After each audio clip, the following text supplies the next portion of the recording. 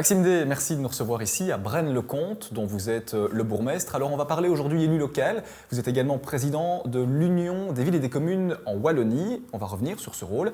Mais tout d'abord, être bourgmestre, concrètement, ça sert à quoi? On sait que vous êtes le chef du village, de la commune, mais quel est votre rôle quotidien auprès des concitoyens? C'est un rôle qui est multiple parce que c'est un rôle d'abord de représentant de la population. J'aime bien le rappeler, on est là pour représenter la population suite aux élections communales. C'est un rôle de chef d'orchestre puisque souvent on a des majorités qui sont constituées entre plusieurs partis et donc il faut être au-dessus de la mêlée, il faut animer chaque semaine le collège communal. Donc c'est un peu le gouvernement de la commune où les échevins, le bourgmestre, la présidente ou le président de CPS avec le directeur général se rassemblent pour évoquer tous les points de gestion journalière de la commune. C'est également présider le conseil communal. Parfois, on peut déléguer quelqu'un d'autre à cette fonction, mais en tout cas, moi, personnellement, je préside le conseil communal une fois par mois. C'est veiller à ce que tous les dossiers soient suivis, que la ligne du temps qu'on s'est fixé, tant politiquement qu'avec l'administration, soit bien garantie. Et puis surtout, je pense que c'est la plus grande partie aussi de notre boulot, c'est les relations avec les citoyens au quotidien, de jour comme de nuit, par tous les canaux de diffusion, parce que la fonction a énormément évolué. Et donc, c'est d'être disponible, de pouvoir aider, rassurer, sécuriser par moment, et puis porter des projets et les faire aboutir. Alors parallèlement, vous êtes aussi président donc, de l'Union des villes et des communes de Wallonie. Alors concrètement, à quoi sert cet organe ? Alors l'Union des villes et communes de Wallonie, c'est un petit peu ce que l'on pourrait appeler le syndicat des communes, de manière très large, des pouvoirs locaux. En fait, c'est l'idée de... donc on a aussi un conseil d'administration qui se réunit une fois par mois. On a énormément d'experts, on a une centaine de collaborateurs à l'Union qui travaillent en fait sur toutes les matières qui régissent les villes et communes. Et donc on apporte une assistance aux communes, donc aux 262 communes de Wallonie, mais on a aussi ce pouvoir d'attirer l'attention des pouvoirs supralocaux, donc que ce soit la région, la Fédération Wallonie-Bruxelles, l'État fédéral, en disant attention, les décisions qui sont potentiellement prises ou que vous souhaitez prendre peuvent éventuellement poser des problèmes aux villes et communes. Et donc on a cette relation aussi de travail, de co-construction des choses avec les niveaux de pouvoir supérieurs, en sachant qu'en plus de ça, ces dernières années, on en a toujours donné plus aux communes. Donc les villes et communes ont de plus en plus de tâches à effectuer avec de moins en moins de moyens. Donc c'est dire à quel point c'est important pour le président de l'Union des villes, mais pour l'entité en elle-même, d'être attentive à tout ce qui peut impacter la vie des villes et communes. Plus de tâches pour les communes, mais est-ce que ces tâches sont aussi importantes? Est-ce qu'on délègue plus de pouvoir aux communes ou à l'inverse, on les handicape? Alors, on est très attaché à ce que l'on appelle l'autonomie communale. Donc, ça veut dire qu'un bourgmestre, un collège, un conseil communal doit pouvoir avoir une autonomie de porter des projets. Seulement, on se rend bien compte que ne fût-ce que de manière budgétaire, avec les normes SEC européennes, on est déjà dans une moins grande facilité budgétaire qu'avant, et donc on est contrôlé, on doit rendre des comptes, ce qui n'est pas dans un sens plus mal, mais qui réduit cette autonomie communale. À côté de cela, je pense en fait qu'il y a toute une série de tâches qui ont été données aux villes et communes dont les villes n'étaient pas spécialement demanderesses. À l'inverse, dans la crise sanitaire, qu'on vit toujours encore pour l'instant, les villes et communes ont pris elles-mêmes les devants, notamment pour les masques, par exemple, pour protéger la population. C'est les villes et communes qui, à un moment donné, ont dit « Écoutez, ça va, nous, on va s'en occuper, on va protéger notre population, on connaît notre territoire, on sait comment on va agir, réagir. » Et d'ailleurs, la Wallonie nous a remerciés, entre guillemets, en compensant financièrement les achats de masques. Mais donc, en fait, au quotidien, quand je dis qu'on a de plus en plus de pouvoir et surtout de fonctions, c'est notamment par exemple sur les agents constatateurs, donc les sanctions administratives communales. Les villes et les bourgmestres singulièrement en étaient demandeurs d'avoir beaucoup plus de répression dans la petite délinquance environnementale, les déchets laissés sur la voie publique, le mégot qu'on jette, les dépôts clandestins de déchets. Et bien là, on nous a dit, ok, vous pouvez dorénavant, vous, jouer le rôle de la police. Sauf qu'en fait, on ne nous a pas donné les moyens, donc on ne nous a pas donné des moyens pour engager du personnel complémentaire, pour faire le travail, in fine, qui était dévolu à la base à la police. Donc voilà, il y a toute une série comme ça de petites fonctions qui au quotidien évoluent. Par exemple, la législation des marchés publics aussi. C'est quelque chose qui a évolué avec le temps, avec les affaires qu'on a vécues il y a quelques années, qui ont fortement entaché la politique de manière générale. Et bien maintenant, il y a tous ces processus de marchés publics qui nécessitent dans les communes d'avoir des juristes, même des licenciés en droit, des masters en droit, pour pouvoir gérer cette problématique qui est difficile. Et donc, ça fait des coûts complémentaires aussi pour les villes et communes, sans spécialement avoir eu des aides par ailleurs. Les tâches au sein de ces communes évoluent et le rôle d'élu local, est-ce qu'il a évolué? Est-ce qu'aujourd'hui, concrètement, être élu local, c'est complètement différent d'être un élu il y a 10 ans et en quoi ça a changé si c'est le cas?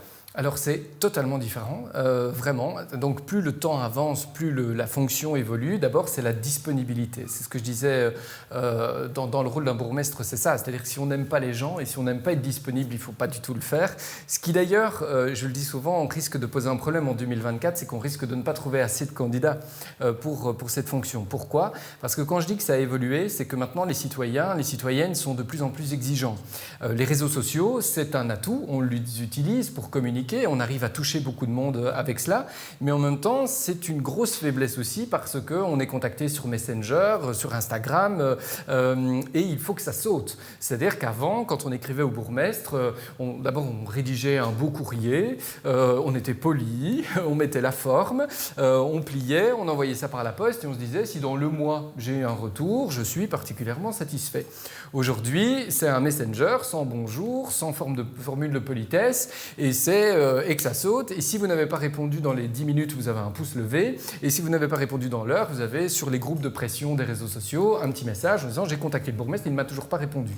Et donc ça, c'est vraiment quelque chose qui, l'avènement des réseaux sociaux et l'utilisation que les citoyens font des réseaux sociaux, ça a rendu les élus locaux beaucoup plus disponibles, beaucoup plus proches, ce qui dans un sens pour moi est positif, je trouve, mais en même temps c'est une espèce d'asservissement, on est devenu un peu des esclaves de la disponibilité permanente 24 heures sur 24, 7 jours sur 7. Et on connaît aussi cette méfiance que les citoyens ont à l'égard des politiques de manière générale. Est-ce que vous trouvez que les élus locaux ont aussi cette méfiance de la part des citoyens ou à l'inverse, être un élu local inspire la confiance? Alors heureusement, les sondages le montrent et dernièrement, il y a encore eu des enquêtes aussi dans la presse et des analyses. Les élus locaux sont mis un petit peu à part dans cette défiance qu'ont les citoyens envers la politique de manière générale. Pourquoi? Parce que l'élu local, il est facile à contacter, je l'ai dit, il est disponible. Et puis, il y a ce contrat de confiance qui est beaucoup plus facile aussi à respecter.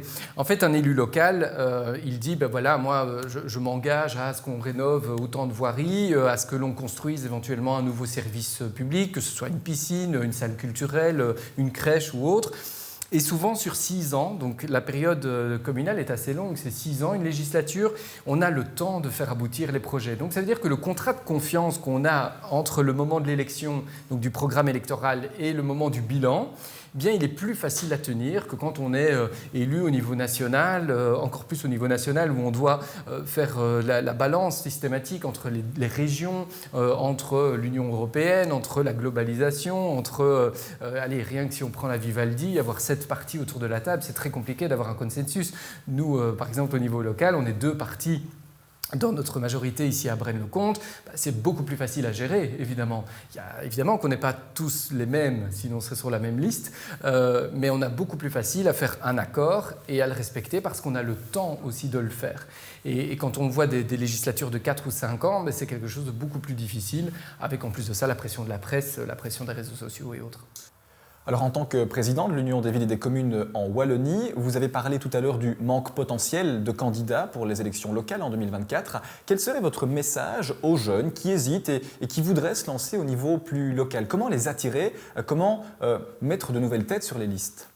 Alors ça, c'est effectivement une préoccupation que j'ai, notamment ici à Braine-le-Comte. Il y a plusieurs atouts. D'abord, j'ai rencontré beaucoup de rhétoriciens qui venaient faire leur stage, leur mémoire de fin d'études, et donc ils sont venus me poser des questions sur comment fonctionne une commune et tout ça, et donc on a profité pour échanger. Je me rends compte en fait que la jeunesse, elle a plein d'idées. D'ailleurs, elle va aussi dans la rue, parfois, pour défendre des droits, des idées, des idéaux. Et donc, il y a plusieurs solutions. Selon moi, les apprentis citoyens, par exemple, qui avaient été mis sur pied, notamment avec les jeunes MR nationaux, il faut absolument remettre cette plateforme sur pied. Ça veut dire que dans les écoles, on crée des débats. Donc on a des jeunes MR, des jeunes socialistes qui viennent et qui débattent et qui expliquent au final ce que sont les sensibilités des uns et des autres, que ce soit au niveau local ou au niveau national. Ça permet d'engranger un débat au sein des classes, au sein des rétos notamment, et de se dire, tiens, comment moi, en tant que jeune, je me positionne entre les philosophies politiques et l'offre politique. Ça, c'est la première chose. Deuxième chose, moi je dis tout le temps, il faut oser s'investir. Il faut oser franchir la porte. Moi, j'ai des jeunes qui viennent me voir et qui ont peur en se disant on ne va pas déranger le bourgmestre pour ça. Mais si... il ne faut pas hésiter, je pense, à un moment donné, quand on a des idées, des envies pour son quartier, pour la jeunesse au sens global, à pousser les portes, à poser des questions. C'est pour ça que moi, perso, je suis très présent sur tous les réseaux sociaux, en ce compris maintenant TikTok, parce que je me rends compte que j'ai beaucoup plus de commentaires et de retours de la jeunesse qui en fait, elle n'ose pas trop s'impliquer. Donc les jeunes MR, par exemple, c'est une solution idéale pour pouvoir aller chercher des jeunes et de se dire, on va peut-être pas parler politique tout le temps, on va peut-être pas mettre le costume cravate tout de suite, mais on va échanger sur l'avenir de notre ville. Et voilà. Donc cette proximité et le fait d'oser s'investir, je pense que c'est quelque chose d'important. Le message est clair et on espère qu'il percolera auprès de cette jeunesse qui veut tenter le coup. Avant d'être un bourgmestre et le président de l'Union, vous êtes aussi un élu libéral. Et au sein du mouvement réformateur, votre famille politique, eh bien, vous avez aussi ce rôle qui relie entre guillemets les élus locaux au niveau plus national du parti. Comment est-ce que ce rôle se traduit dans votre quotidien ? Mais dans le quotidien, c'est beaucoup d'aide et d'échanges d'expériences en fait. Parce que forcément, dans les élus locaux, on a des vieux briscards qui ont énormément d'expérience, mais qui ont vécu aussi d'autres époques. On a des tout nouveaux qui viennent parfois même de prêter serment il y a quelques jours parce qu'il y a eu du mouvement au conseil de CPS, au conseil communal, et qui se posent des questions, qui ne savent pas très bien ce qu'ils peuvent faire, ce qu'ils ne peuvent pas faire. Le code de la démocratie locale et de la décentralisation, ce qui est notre fameuse Bible au niveau communal, il n'est pas facile à directement être intégré. Donc, je pense qu'on a vraiment ce rôle de mettre en synergie les bonnes actions aussi des uns, des autres, les bonnes idées, les astuces, de rassurer aussi, d'accompagner. Je suis aussi président d'arrondissement d'un arrondissement qui n'est pas simple, parce que le centre, le MR n'est pas très fort dans l'arrondissement du centre. Et donc, on est là pour accompagner, pour aider à vraiment faire... jaillir et rejaillir les idées libérales et puis pour aussi essayer à terme aussi pour 2024 de créer des coalitions aussi pour que le MR soit davantage présent. Merci beaucoup Maxime pour toutes ces explications. Mais avec plaisir.